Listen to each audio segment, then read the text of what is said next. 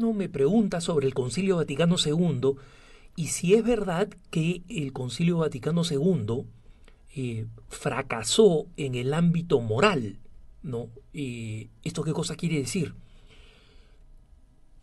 Que el Concilio Vaticano II no alentó o, en el peor de los casos, debilitó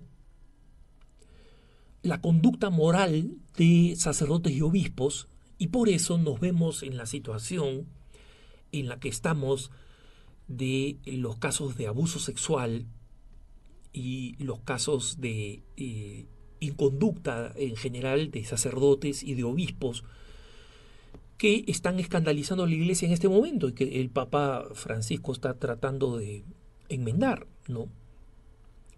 Pero la realidad es esta.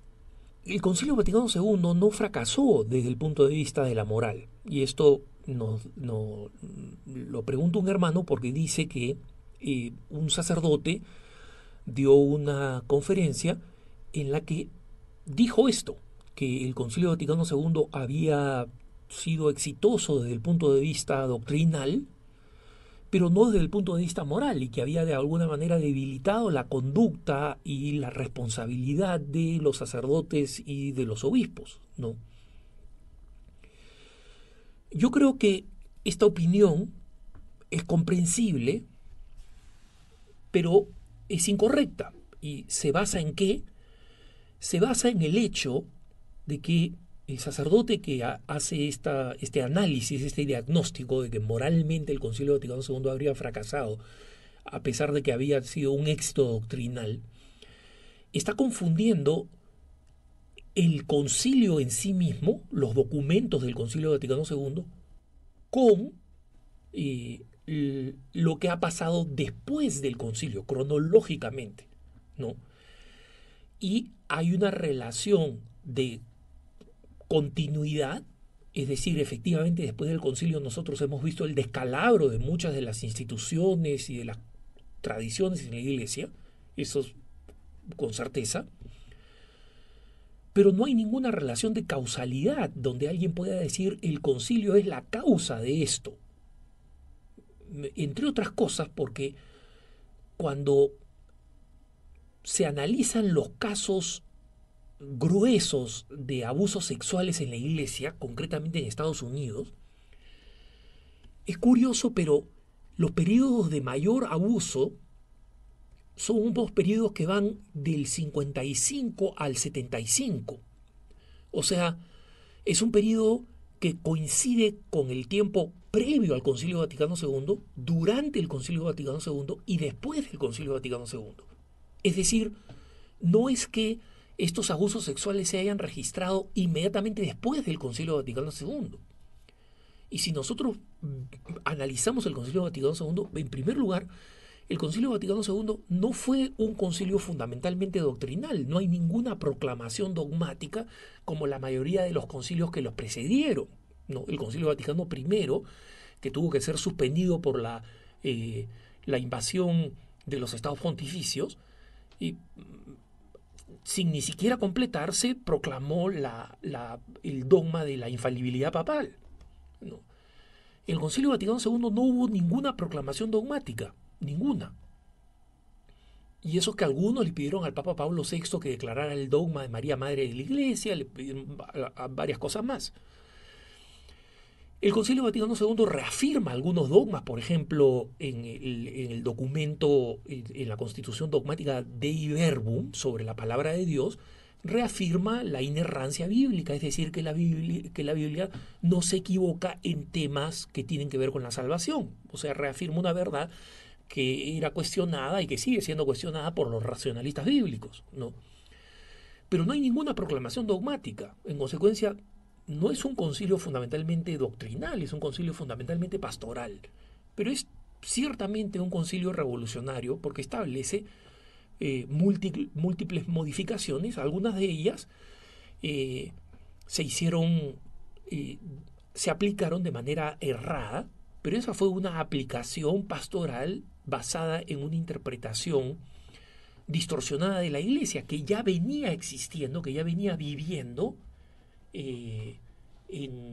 al interior de la Iglesia antes del Concilio Vaticano II. El Concilio Vaticano II no aparece de la nada, y las consecuencias en la Iglesia del post-concilio, de la época post-conciliar, en la liturgia especialmente, pero también en el ablandamiento moral, en el hecho de que surgieran corrientes al interior de la misma Compañía de Jesús, por ejemplo, que decían que la relación homosexual era buena para el sacerdocio, ¿no? Entonces, si se alentaban las relaciones homosexuales activas, diciendo que como no eran relaciones heterosexuales, no estaban prohibidas por el sexto mandamiento, ¿no?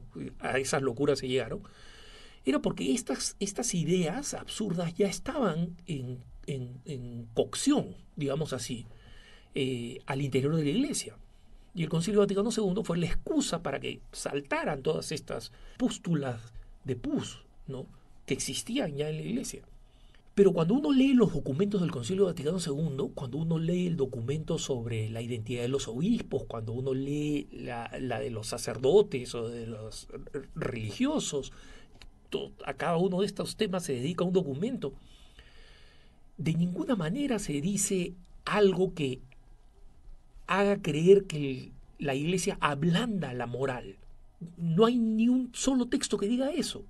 Pone el acento, obviamente, en el crecimiento espiritual, en el crecimiento y el servicio comunitario, en la identidad sacerdotal, y no confiere, efectivamente, una serie de normas diciendo los sacerdotes no pueden hacer esto, no pueden fumar, no pueden salir a tomar.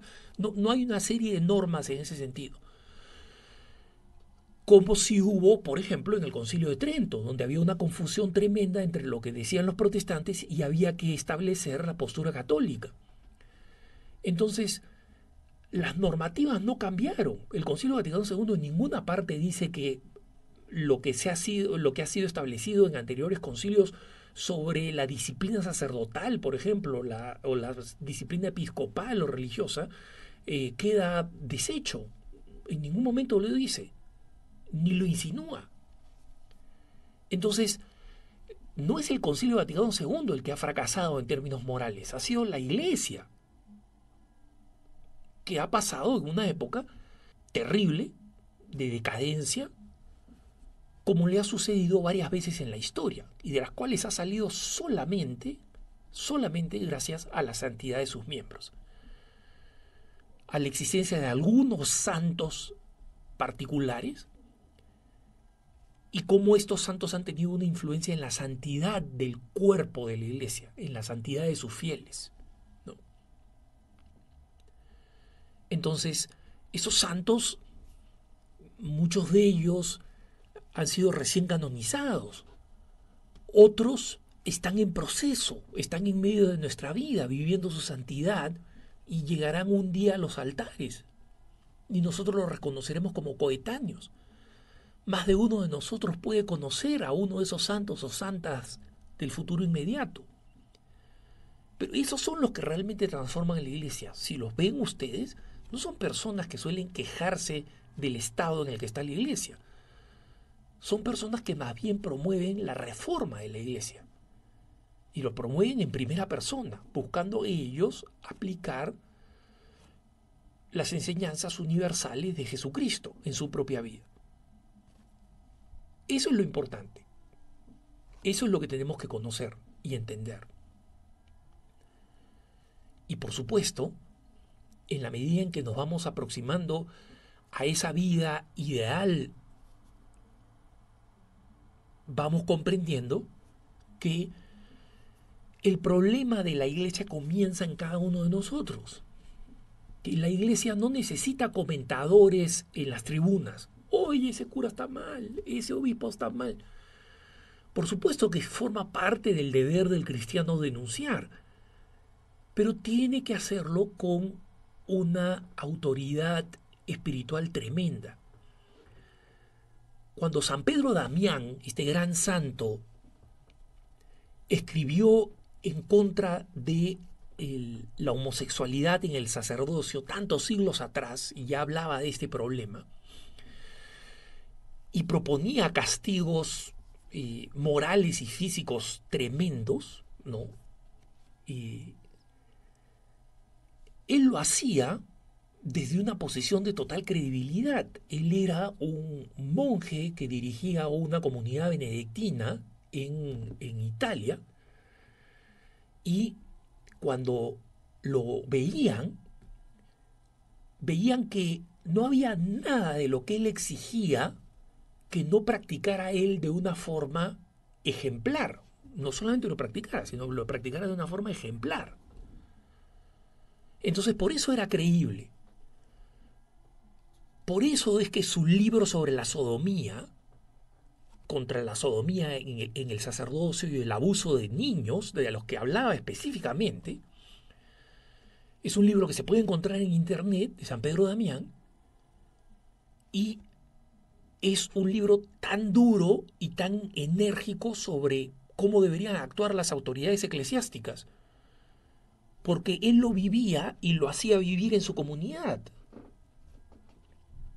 Su comunidad lo respetaba enormemente, y esta comunidad reflejaba esta santidad en los pueblos aledaños, y entonces los fieles de los pueblos aledaños, los fieles laicos, se contagiaban de esta vida de exigencia, de este testimonio, de esta santidad, acudían a los sacramentos y respetaban a San Pedro Damián como los fieles de San Giovanni Rotondo o de Pietrelcina respetaban a San Pío de Pietrelcina, o los de Ars respetaban al cura de Ars, a San Juan María Vianney, porque tenían vidas ejemplares.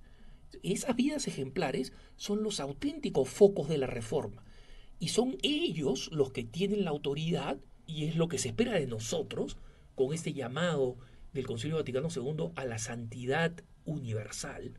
Es decir, no solamente los sacerdotes o los obispos están llamados, algunos están llamados a la santidad, sino todos, tú y yo, estamos llamados a la santidad, y en convertirnos en esos ejemplos, que seamos un imán, un magneto que atraiga la conversión de otras personas. Así se reforma la Iglesia, y esta reforma es completamente coincidente con lo que en la letra pide el Concilio Vaticano II. Cualquier otra cosa que se diga en nombre del Concilio Vaticano II es una invención, y una invención que debe ser rechazada por los católicos. Que tengas un buen día.